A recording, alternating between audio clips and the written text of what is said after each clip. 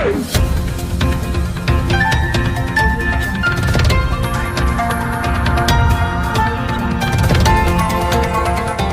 देख रहे हैं मगरा न्यूज राजस्थान, खबरें सबसे तेज। देश में कोरोना के बाद अब बर्ड फ्लू का खतरा, राजस्थान में अलर्ट हुआ है जारी। भारत समेत पूरी दुनिया इस समय कोरोना महामारी से जूझ रही है। भारत में कोरोना के खात्मे के लिए 2 वैक्सीन के इमरजेंसी इस्तेमाल को मंजूरी दी गई है, लेकिन कोरोना से पहले देश में अब एक और वायरस का खतरा मंडराने लगा है।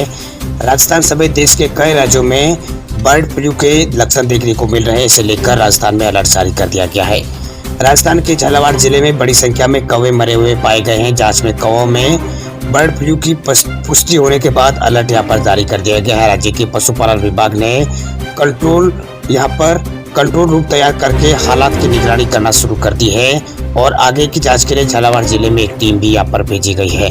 आपको बता दें कि रविवार को जयपुर के प्रसिद्ध जल महल में 7 कौवे यहाँ पर मरे हुए पाए गए थे, जिसके बाद राज्य में बर्ड फ्लू से मरने वाले कौवों की संख्या बढ़कर 252 हो गई है। पशुपालन विभाग के मुख्य सचिव ने बताया कि कौवे की मौत बर्ड फ्लू के कारण यहाँ पर हुई है और इसके असर सबसे अधिक कोटा और जोधपुर मंडल में देखने को मिला है। उन्होंने कहा है कि ये वायरस खतरनाक है और इसे लेकर जरूरी गाइडलाइन यहाँ पर जारी कर दी गई है। सभी अधिकारियों को मुर्गा पालन कारोबार से जुड़े लोगों को सतर्क रहने के लिए यहाँ पर कहा गया है। वहीं कई इलाकों में यहाँ पर बर्ड फ्लू को लेकर कर्फ्यू भी लगा दिया गया है। वहीं बर्ड फ्लू का असर राजस्थान के साथ साथ मध्य प्रदेश और हिमाचल प्रदेश में भी देखने को मिल रहा है। गुजरात में भी इस वायरस के चलते 100 से ज्यादा पक्षियों की मौत हो चुकी है। हिमाचल प्रदेश में भी यहाँ पर इस फ्लू की वजह से कई यहाँ पर विदेशी पक्षियों की मौत हुई है। कक्षा 8 से लगाकर 12वीं तक के छात्रों को फ्री टैबलेट बांटेगी हरियाणा की मनोहर लाल खट्टर सरकार। स्टडी मटेरियल रहेगा टैबलेट के अंदर अपलोड। हरियाणा की मनोहर लाल खट्टर सरकार कक्षा 8वीं से लेकर कक्षा 12वीं तक के छात्रों को इलेक्ट्रॉनिक टैबलेट बांटना यहाँ पर सरकार शुरू करेगी। ये प्रक्रिया अगले सेशन से शुरू होगी।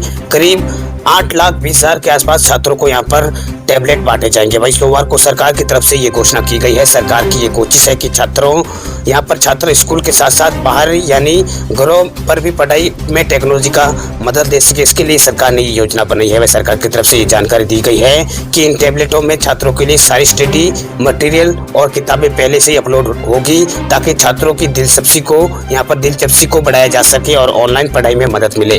वही टैबलेट वितरण की तैयारियों की समीक्षा के लिए स्कूल शिक्षा विभाग की बैठक हुई, जिसमें मुख्यमंत्री मनोहर लाल खट्टर शामिल हुए। वही बैठक में तय हुआ कि छात्रों को पुस्तकालय की पुस्तकों की पद्धति के आधार पर ये टैबलेट दिए जाएंगे।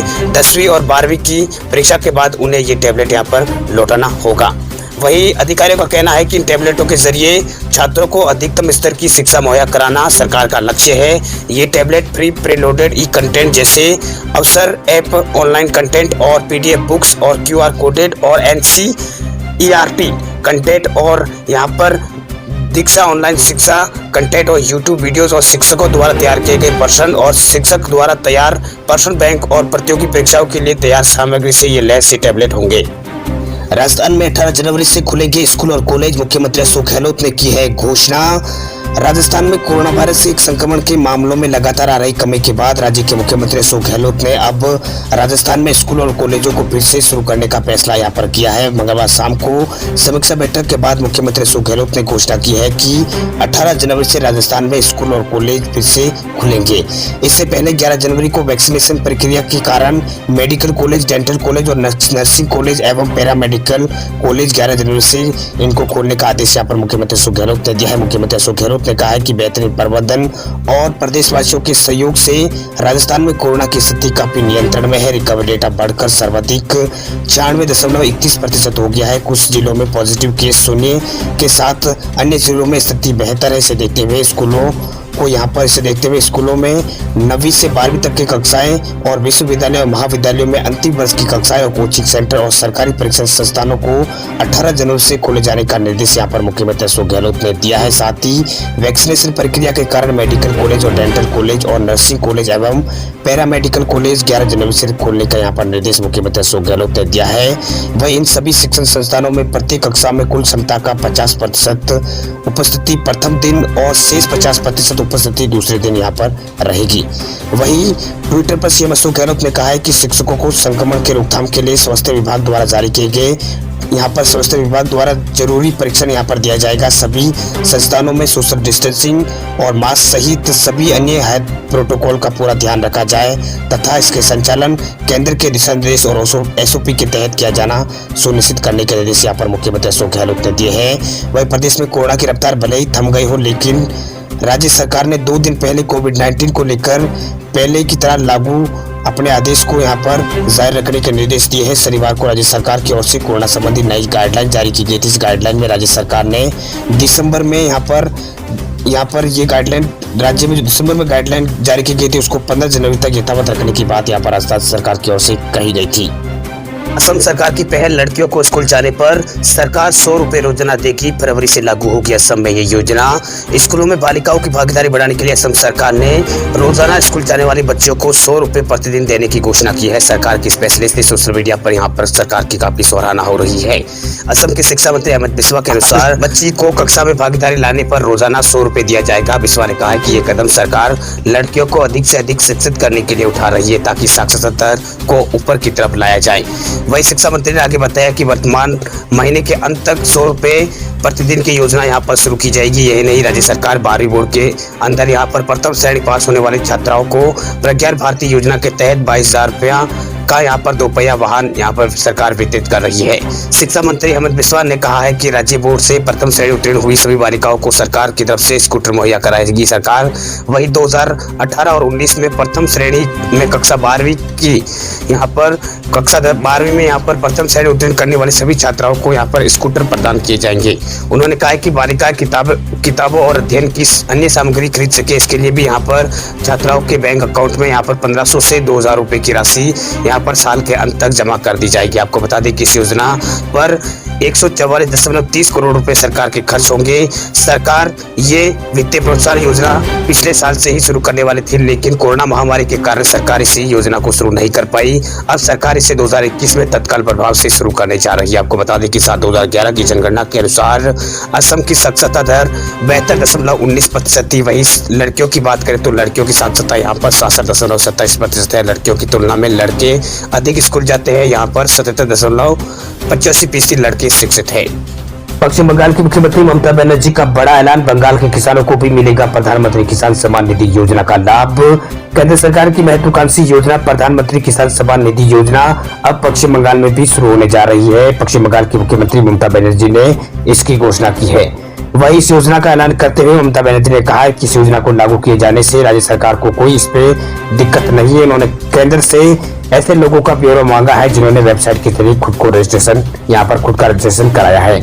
वहीं ममता बनर्जी ने कहा है कि केंद्र सरकार चाहे तो राज्य सरकार के खाते में पैसे न भेजकर सीधे किसानों के अकाउंट में पैसे भेज सकती है। हालांकि पहले उन्होंने धनराशि का भुगतान राज्य सरकार के माध्यम से किए जाने की शर्त रखी थी, लेकिन अब शर्त को उन्होंने वापस लेते हुए पैसे सीधे किसानों के खाते में डालने की अपील की है। वहीं ममता सरकार के इस फैसले के बाद केंद्र ने कहा है कि राज्य द्वारा दी जाने वाली किसानों की लिस्ट को वेरीफाई यहाँ पर किया जाएगा।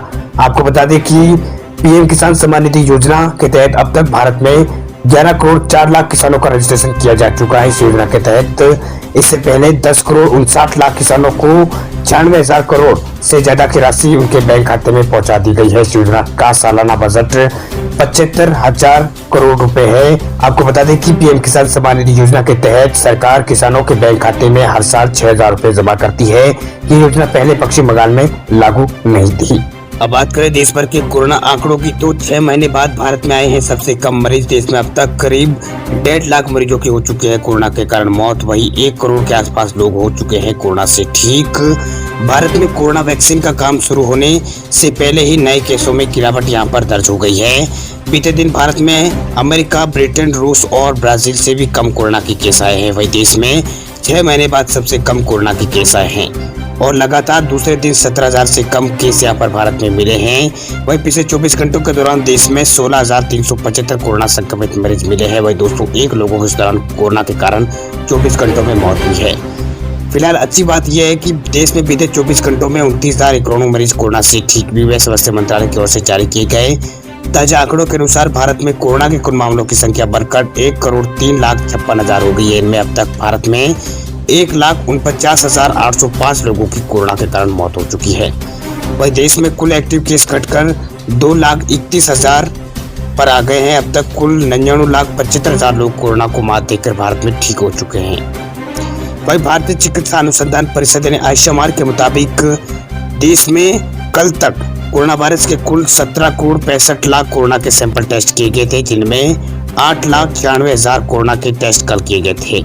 वही देश में पॉजिटिविटी रेट 7% है। वहीं 33 राज्यों और केंद्र शासित प्रदेशों में कोरोना के केस 20,000 से भी यहाँ पर सक्रिय मामले कम बताए जा रहे हैं। वहीं देश में फिलहाल सक्रिय मामलों में 40% मामले केरल और महाराष्ट्र जैसे बताए जा रहे हैं। वहीं महाराष्ट्र, कर्नाटक, आंध्र प्रदेश, तमिलनाडु और केरल में सबसे ज्यादा रिकवरी हुई है। कुल रिकवरी के 52% मामले इन्हीं 5 राज्यों से है। वहीं सभी राज्यों और केंद्र शासित प्रदेशों में कोरोना वायरस का रिकवरी रेट है वो यहाँ पर 90% से ज़्यादा बताया जा रहा है। फिर राहत की बात यह है कि देश में मृत्यु दर एक्टिव केस के रेट में लगातार गिरावट दर्ज की जा रही है। देश में कोरोना मृत्यु दर 1.45%, जबकि रिकवरी रेट भारत में 96% से ज़्यादा है।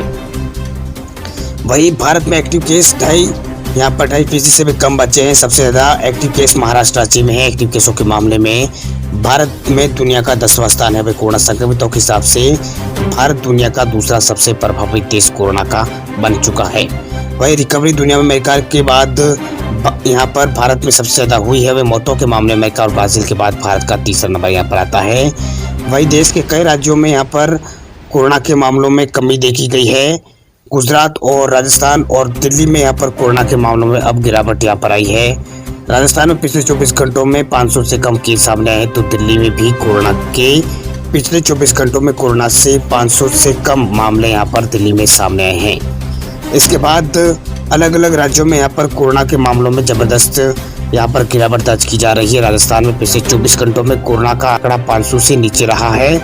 वहीं जयपुर में संक्रमितों की संख्या भी यहाँ पर 100 से नीचे रही है। वही कोरोना की जंग में लगातार राजस्थान जीता दिखाई दे रहा है। राजस्थान में कोरोना वायरस के आंकड़े 500 से कम जाते हुए दिखाई दे रहे हैं। खबरों की दुनिया में आइए हमारे साथ कहीं भी और कभी भी जुड़िए। हम मिलेंगे फेसबुक पर, हम दिखेंगे यूट्यूब पर, हमें फॉलो कीजिए ट्विटर पर। देश प्रदेश की ताजा तरीन खबरों के लिए मगरा न्यूज राजस्थान के यूट्यूब चैनल को सब्सक्राइब कीजिए और साथ में घंटी का निशान दबाइए।